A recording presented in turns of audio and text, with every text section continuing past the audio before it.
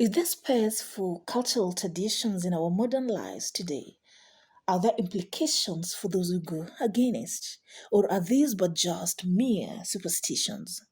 Welcome to Invisible Dimensions, where we share our mystical, paranormal, and supernatural encounters. Musa sat in a corner in the dingy Shinamanyanga bar, mulling over his drink. This was not his usual hangout place. In fact, it was his first time here. He preferred much more glamorous and lively joints in the city, not so far from the suburbs where he lived. He was only here on a mission, an experiment he wanted to carry out far from his social circles. You see, Musa had just recently been bereaved.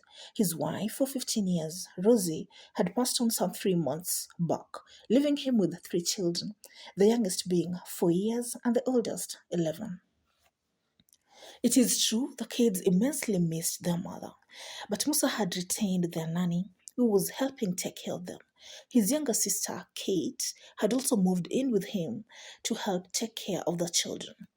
On the housekeeping end, everything seemed to be somehow seamless, although with lots of adjustments. But now, Musa had one problem only. His body had needs. He had these urges that he didn't know for how long he would contain them. It was not like he didn't have a girlfriend. He did. Beth was the steady girl he'd kept on the sides even when his wife was alive. They were still going strong. In fact, he was considering promoting her to a wife after a respectable mourning period had passed. Besides, Musa could have any other woman he fancied. He was the tall, dark, and handsome type, with an impeccable education, an impeccable family name, with an impeccable, thriving career that allowed him to have some change. Age was also in his favor. He was just hitting 40.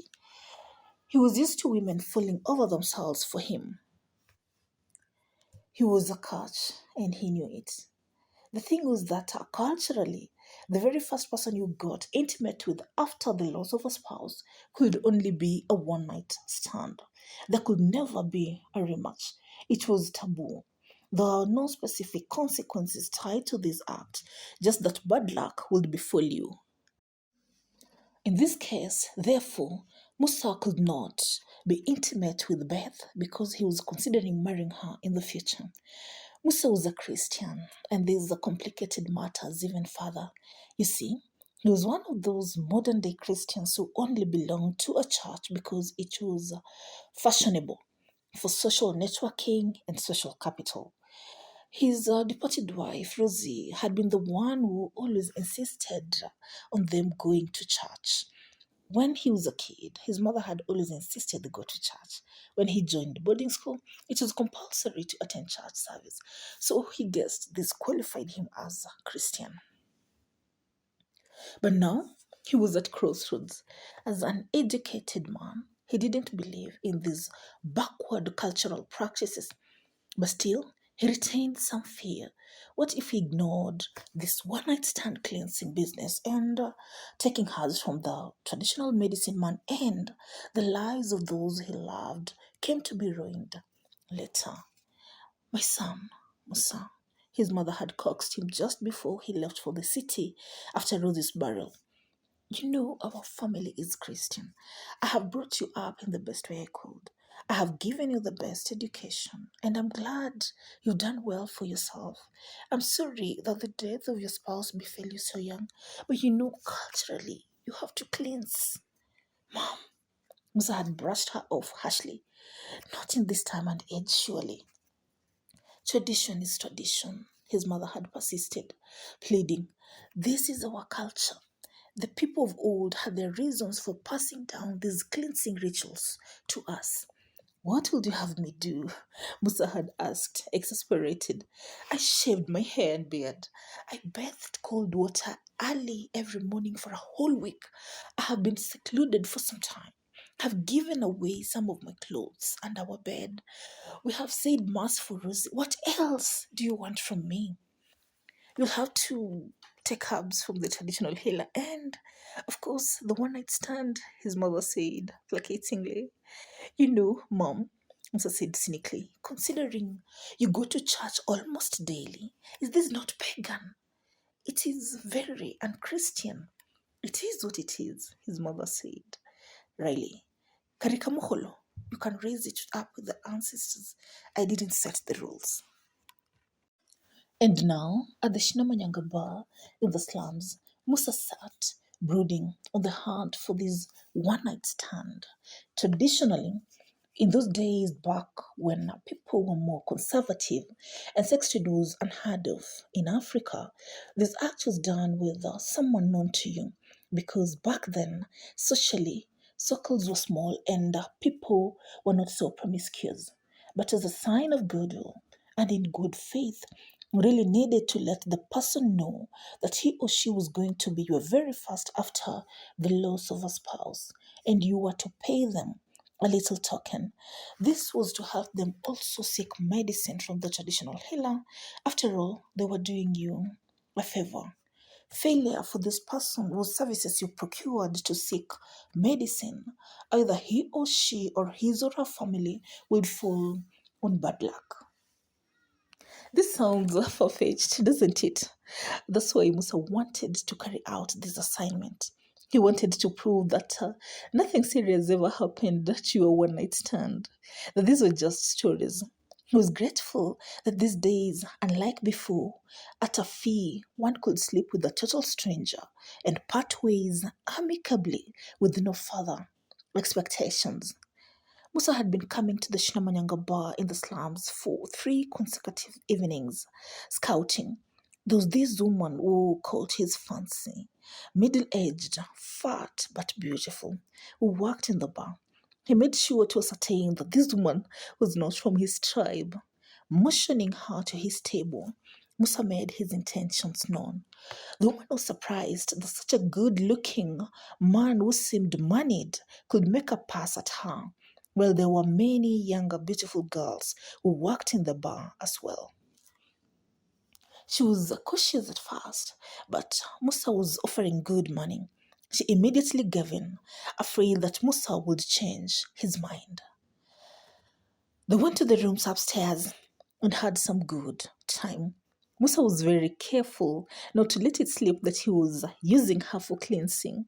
The woman didn't suspect anything. It was just work for her. As they parted ways, Musa went back to the suburbs, feeling free, lighter, like he had just been relieved of a huge load. He was now free to rendezvous with Beth or any other woman he fancied freely. After about 2 weeks, out of curiosity, Musa paid a visit to the Shinamanyanga bar, where he had first met the fat, middle-aged woman. The woman was in, but he didn't look so well. Her skin was pale. She looked withdrawn, tired, weak, totally different from the woman Musa had seen last, beaming with life. She made a weak pass at Musa, but he made it firmly known he was there solely for the drinks. The woman looked disappointed, but she lived. You don't look so well, Musa asked the woman jokingly as she served him his beer. Nothing serious, the woman answered sullenly. It will pass. Musa went away feeling good about himself. He felt a little bit guilty initially. There was nothing seriously wrong with the woman. It could be anything that was making her feel under the weather. Maybe just the flu. Out of curiosity, after about 3 weeks, Musa again decided to drop by the Shinamanyanga bar. Just as he was entering the parking lot, he stopped dead in his tracks.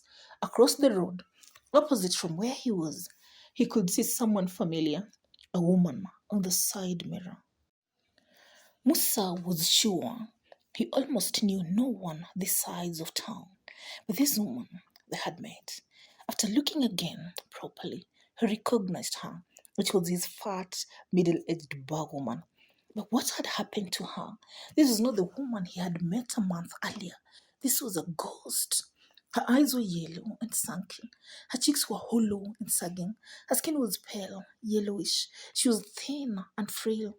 Musa was surprised that someone could lose weight so immensely within such a short time. He was brought back from his stupor by the impatient honking of the cars behind him, which he was blocking. Musa did not even alight from his car. He drove straight back home in shock. He really wanted to believe that him having been intimate with that woman had nothing to do with how she looked now. But deep down, he knew. He knew that it was somehow related. Musa waited a whole 2 months before he ever stepped at Shinamanyanga bar again. His curiosity was too powerful to let him be. It overcame his fears. As he stepped into the bar, he quickly scanned around, his eyes looking for his fat woman. He didn't see her. What will it take? A young petite girl stood before him. Musa continued looking around. He did not even notice the girl right in front of him. Sir, are you looking for someone? The girl asked politely. The woman who is always here, Musa said, gesticulating. The fat, middle-aged one. Where is she? Oh, Rhoda. She died, the girl said indifferently. She died about a month ago. What happened? Musa continued, stunned. We really don't know. The doctor said they found nothing wrong with her. We suspected maybe she had jaundice, the girl said, showing no emotion. Sir, what will you drink? Your order, please. No, thank you, Musa said as he stood up. Some other day.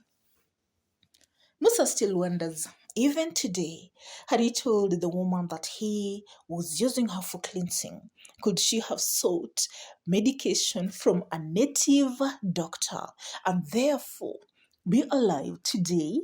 What are your thoughts? What are your people's cultural beliefs about cleansing after the death of a spouse? Are there any known consequences for not doing it? Please share with us in the comments section. Whatever your beliefs, just be careful. No one is using you for cleansing if you ever find yourself in the one night stand situation. Thank you for watching this video. I hope you guys enjoyed it. Don't forget to like, subscribe, comment, and share to help our channel grow. Goodbye for now.